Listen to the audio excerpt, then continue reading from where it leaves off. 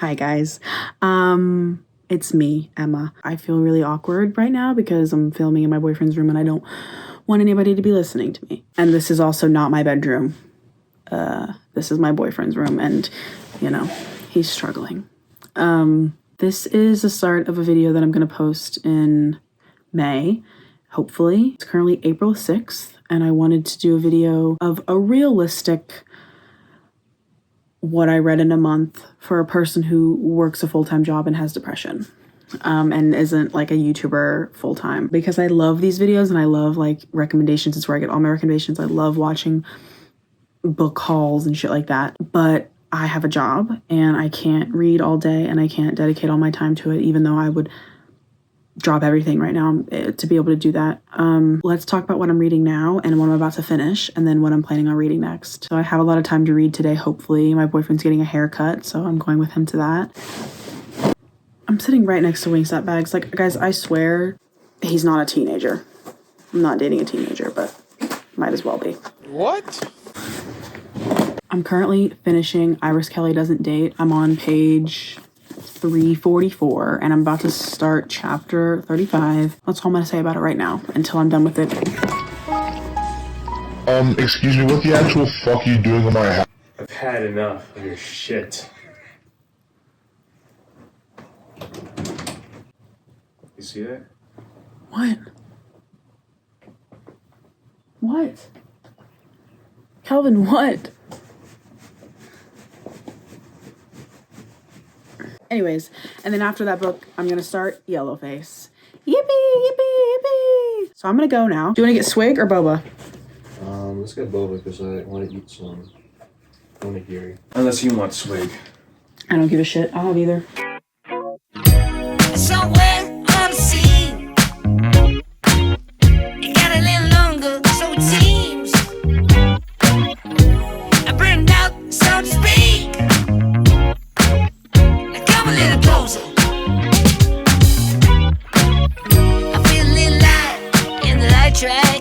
I just finished Iris Kelly Doesn't Date. I'm not gonna review it yet because it usually takes me some processing time to know what I'm going to say about a book and what I'm gonna rate it if it's not a 5-star. This isn't a 5-star for me, for sure, but it's not horrible. Like I said, I'm not gonna talk about it right now because it's gonna make it sound like I didn't like it when I did like it. I just need to collect my thoughts. Done with that. I still have some time until Calvin gets out of his haircut. I sent him in by himself so I could finish reading. Hopefully he's not triggered.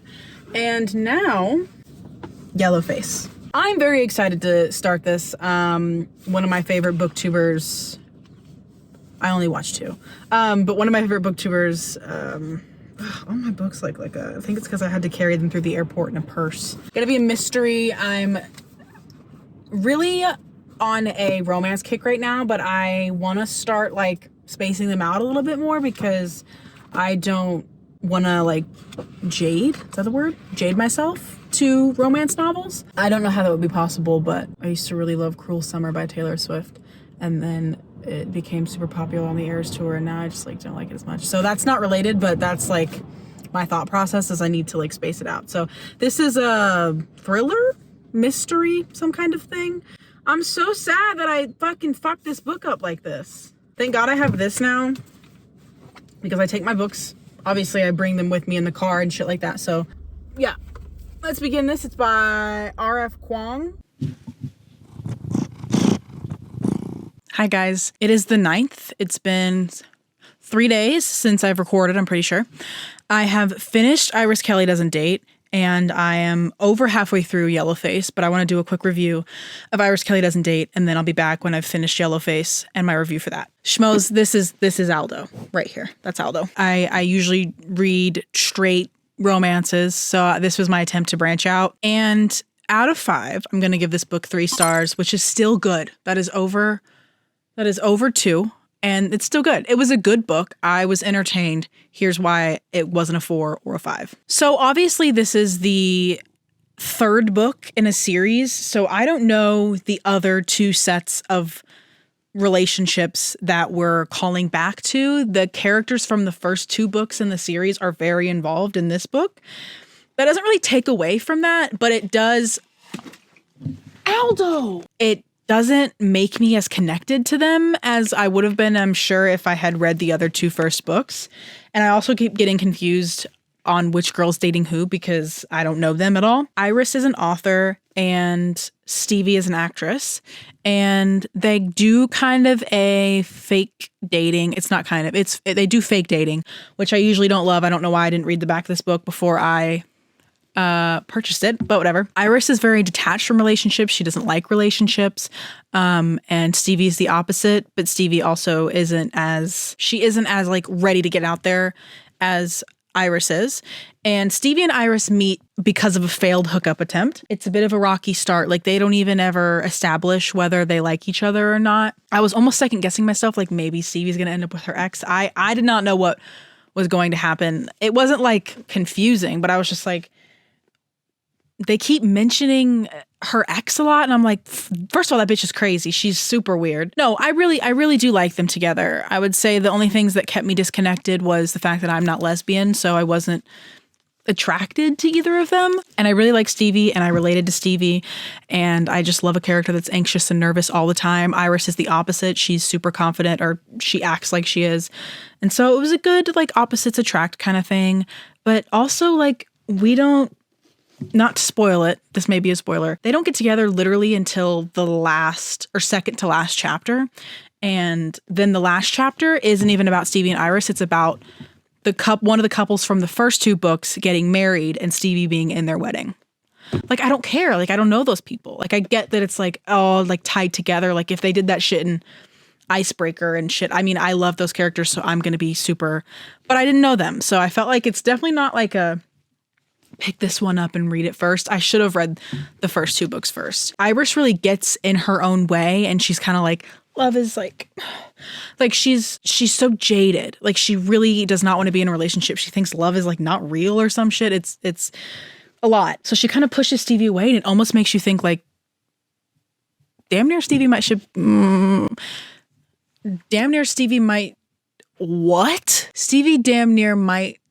be better off with someone else. Even though I love Iris, I'm just like, either like tell her off hardcore or tell her that you're going to try and make this work even though it'll take some time. Like, I don't know. They could have been more adult about it. It's a 3-star if you are a lesbian or like women in general. I mean, this is a good spicy book. I personally didn't love the spice because I don't, like I said, don't like coochie. So anyways, all right, I'm on page 186 of Yellowface. Girl, I fucking love this book.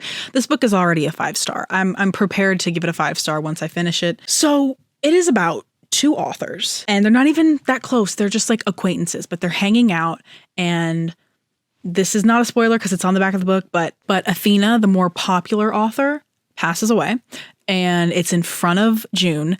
And earlier that night, June finds out that Athena has just completed her fucking masterpiece book, like her next big bestseller. And June has yet to have her own bestseller. So after Athena dies, June takes her manuscript and she publishes it as her own fucking book.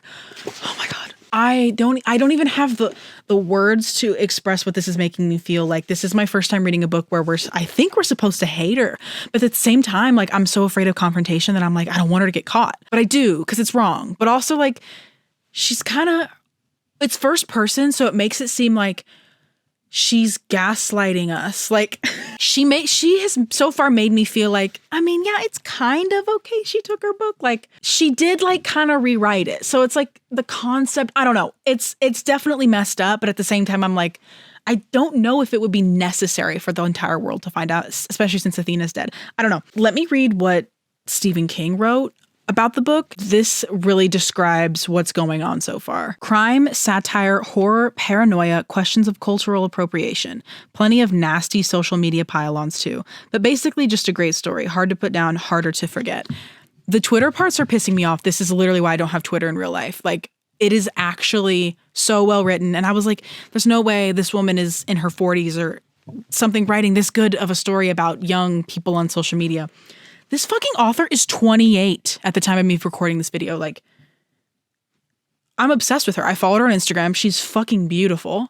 And I just love when this is my first author I've read where she's under 30. Like it's so nice to see young people succeed. She's gone to Cambridge, Oxford, Yale. I think she's going to Yale. Yeah.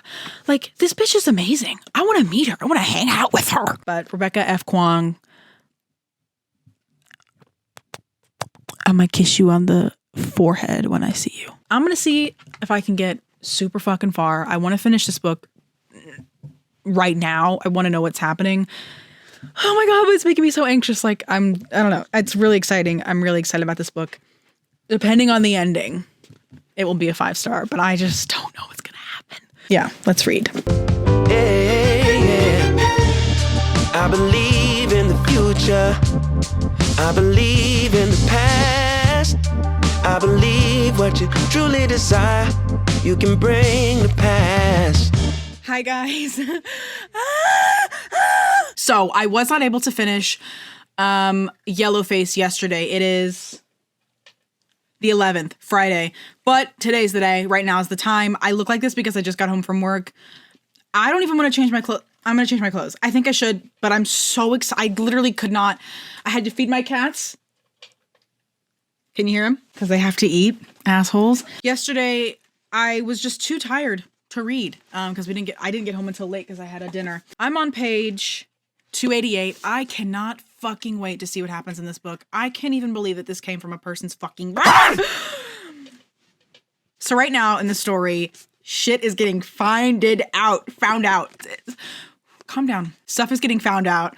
I don't know what's going to happen. I literally have no idea what's going to happen. I also don't know if I know what I want to happen. Like, the fact that this is a character that we're not supposed to like is so hard for me because I know her so well now. And like, she is so good at making us feel like we should be on her side. Like, some of the shit she says, I'm like, she's kind of right though. Like, I love this fucking book.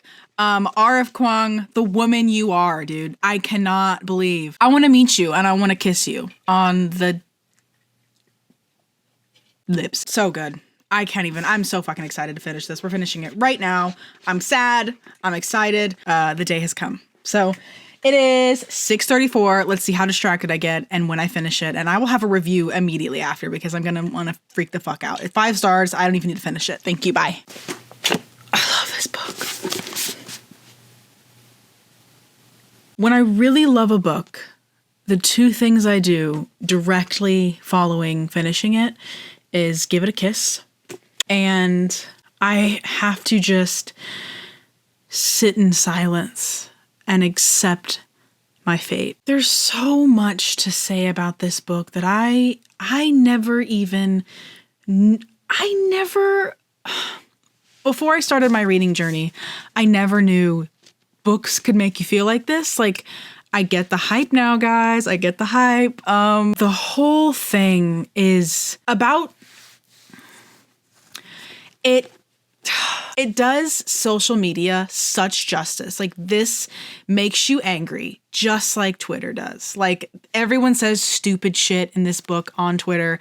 And then it makes you feel like, wait, maybe I am wrong because I don't agree with what she did, but also I don't agree with the people who were hating on her. Like, I don't know. It's such a complicated book because it's almost like the way that You makes you feel, the TV show You on Netflix. Like, you hate this man because he's murdering, obviously, but also like you're waiting to see him get away with it. You're like, in the end, you're hoping he gets away with it. You don't want him to get caught. And that's how I feel with June. Like, Rebecca did such a good job making us feel like we're the crazy ones. Or honestly, I haven't read any reviews for this book since I've finished it or in the middle of reading it. Like, I have no idea what other people are saying, so I don't know if this is just me, but I wanted June to get away with it. I will not say whether or not she gets away with it. That's a spoiler, but that's what I wanted personally. Like, I was just like, okay, just end it. And then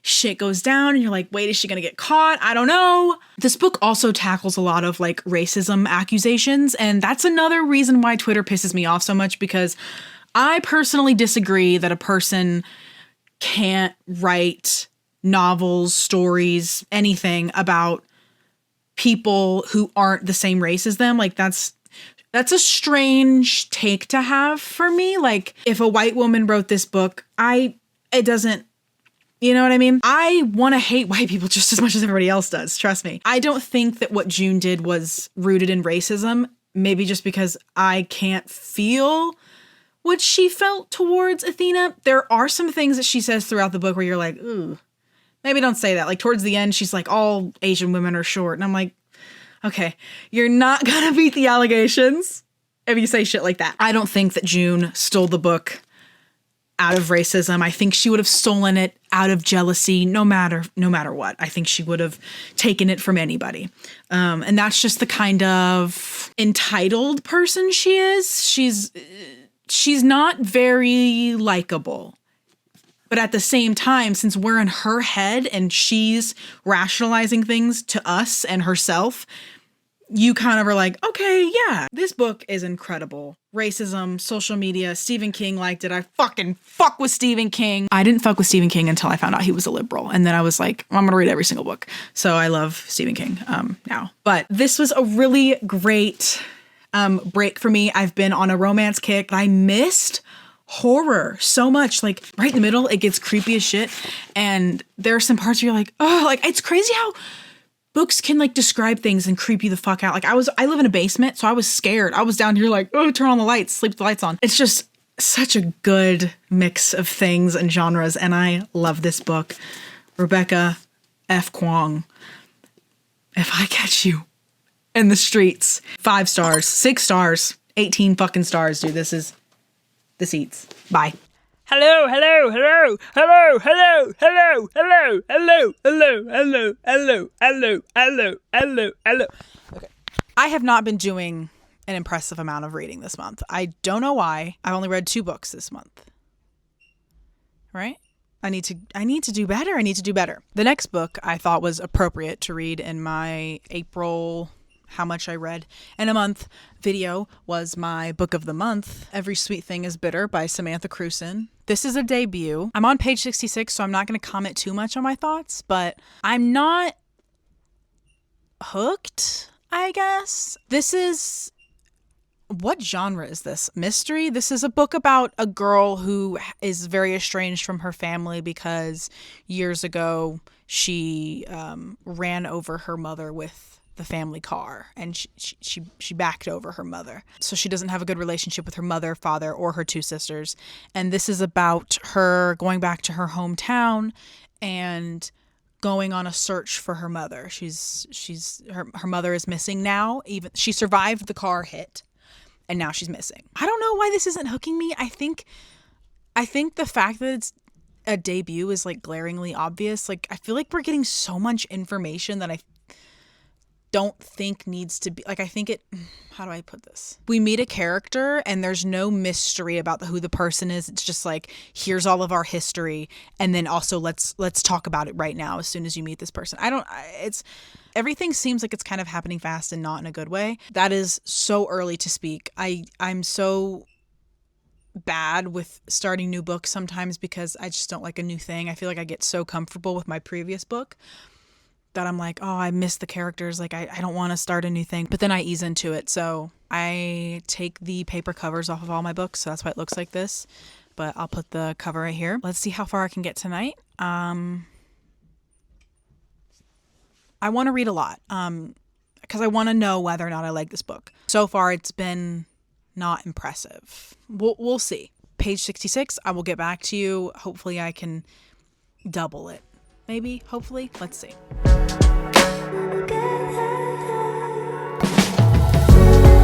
When I look at you, it seems so damn easy to love. Was alone, now I'm feeling so alive. I'm still learning the way that makes me comfortable to place this mic, so I'm just going to hold it. But it is April 19th, except it's midnight, so now it's April 20th. I finished Every Sweet Thing is Bitter. I gave that book 3 stars. It wasn't at all impressive. It was kind of triggering, which there's a trigger warning in the beginning of the book, so I was not like pissed about that. It was just like very depressing. Yeah, I don't want to like sound insensitive, but it was just kind of hard to read about because of how poorly every character was treated by their father. I think it was supposed to be a mystery, which it kind of was. There was a reveal that I wasn't expecting at the end, but it just wasn't for me personally, and that's all I'm going to say about it. It was that author's first book, Samantha Crewson. I definitely would read something by her again. I mean, 3 stars is still 3 stars. It wasn't horrible. I definitely have thought about it since finishing the book. I just didn't, like, it took me so long to read it. I think it took me 5 or 6 days to read it because I was just like I moved on from that book. Now I am reading The Time Traveler's Wife. I watched this movie when I was like 15 or 16 years old, and then I found out it was a book, and I was like, I need to read it and see if it's as good. It's going a little bit above my head. I think that I cannot tell if I'm supposed to be understanding this so well. It's a good book. I like it so far. I just am kind of confused, and I'm constantly stopping and being like, what? Wait, so if he was 32, like I'm just like doing math and I don't want to do math. It's the longest book I've read in a while at 536 pages, which I can do because I'm entertained by this book. If I wasn't, I would DNF this because 500 pages is too much of my life to waste. I'm on page 204. I got the audiobook for this because I definitely need someone to follow along with me, but also it is not the kind of book where you can like, for me personally, the type of reader that I am, I need to see the words with this book because there's a lot of time travel. But my mom gave it 5 stars on Goodreads, so we will see. I think I'll finish this book a lot faster than I finished Every Sweet Thing is Bitter because I am locked in. I'm like trying to figure out what's going on. I will say though, it's not as heavy on the romance so far. I'm not even halfway through yet. So my last book and this book not being so heavy on romance has made me realize that I am a romance girl. And I really do like romance novels. I love Stephen King and I love mysteries and I love scary shit, but I love a romance. I love a good romance. I will see you when I am finished or almost finished with this book. Probably finished. Love you, bye. I'm on page 475. I'm about to finish. I'm scared. I'm so scared. I have taken like a 2-hour long break from reading this book. I hope I don't cry.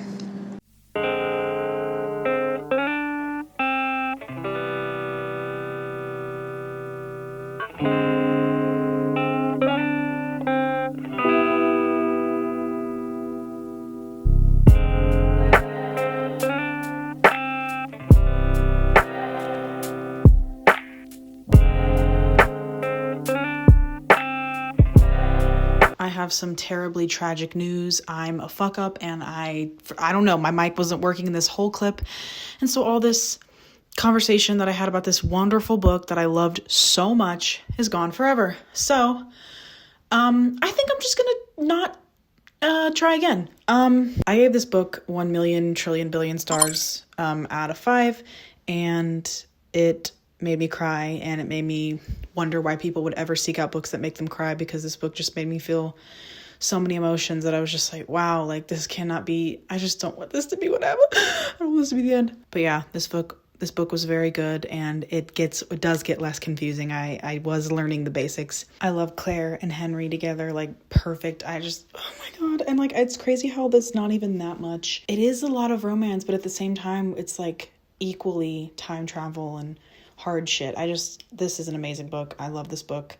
Another 5 out of 5 book for this video, which is very, very fun. So I am going to see if the rest of my audio works, and if it doesn't, I'll just kill myself. Love you, bye. Baby girl! Let me see you do your dance, let me see you twirl. I don't know if you guys have noticed, but I live in a basement, so I'm currently upstairs of the house, and this is not... Oh no, they're home. Okay, well, I'm not gonna be able to read up here, but because the owner of this house, just got home. Anyways, I'm about to read Wildflower. What? That's not what it's called. I'm about to read Wildfire by Hannah Grace. I've already talked about it, but we're gonna finish it tonight. Okay, let's go. God, they're coming. I have to go. Oh, in your heart there lives a dream for your soul to master. From the moment that you breathe, get to chasing after, yeah. All that you want, all that you ever dreamed. You can make anything of this life. Someday we'll make it alright. Other days we only can someday we only try. No matter what people say. There's a dog barking and someone's mowing their lawn. I can't figure out how to get the noise canceling on this mic to work. Hopefully the audio on this isn't too bad. I'm in the backyard because the lighting in my house is not good. So it isn't the end of April yet, but it's April 26th and I don't see myself completing any more books. I'm definitely gonna start another book tonight, but I don't know if I'm gonna finish another book this month. So I'm gonna count how many I read and give you a rundown of what I thought of each of them. And that's gonna be the end of this video. The YouTubers that I watch that do this like full time can read like 17 books a month. I read 5. Oh my God. Beautiful. Focus. I guess I should do these in order if I can remember what order I read them in. Wow, this month started so long ago. Holy shit. The first book that I read this month was Iris Kelly Doesn't Date. I already talked about it. I would definitely read something by this author again. I might try to read the other books in this series, but I just wasn't overly connected with these girls, and I didn't think about it too much after I was done reading it, which is a good indication that I didn't love it. But 3 stars is perfect because it wasn't bad, but it just wasn't like, it wasn't hitting the spot. I keep saying like, it's because I'm nervous that Jeff is gonna come out here and see me recording. The next book I read was Yellowface by R.F. Kuang. The fact that we're in the bad guy's brain makes you feel like you are also going insane, and it's just very mind fucking. 5 stars. I loved Yellowface. Next I read Every Sweet Thing Is Bitter. It was my book of the month this month for April. It was a debut author, so Samantha Cruson, shout out to you. I would read more by this author. I just wasn't obsessed with this, not for any particular reason. I just didn't connect with the characters, and like that's fine. I feel like when you say slice of life, it's kind of, it makes it seem like it's a chill book. It's not. This is like a very triggering book. But yeah, this is my second ever book of the month. I think I'm gonna go back to romance. Just gonna trust in good old romance because this was rough to read and not very high stakes, which is fine. It was just like, didn't really feel like anything was happening. Read the trigger warning in the beginning because it was just like intense and it didn't really seem like it was for a reason in the end. I gave that book 3 stars. Next I read The Time Traveler's Wife. I can't even look at you when I talk about this book. I gave this book 5 stars. This book is about, what is this book about? This dog is making it really hard. Oh my God. This book is about Claire and Henry and their love story, and these characters are so extremely likable. I love them both so much. Henry meets Claire when she's a little ass girl, and I think when she's 6 he meets her. But he doesn't meet her until he's 43, I think, and they're only 8 years apart. Claire knows him her whole life, but he doesn't know her until they first meet, and she's like, you're gonna meet me when I'm 6 eventually. So it's just like, makes me think of what came first, the chicken or the egg, because Henry only meets and falls in love with Claire because Claire met him when she was a little girl, and he told her that they're married from where he's from, but it's only because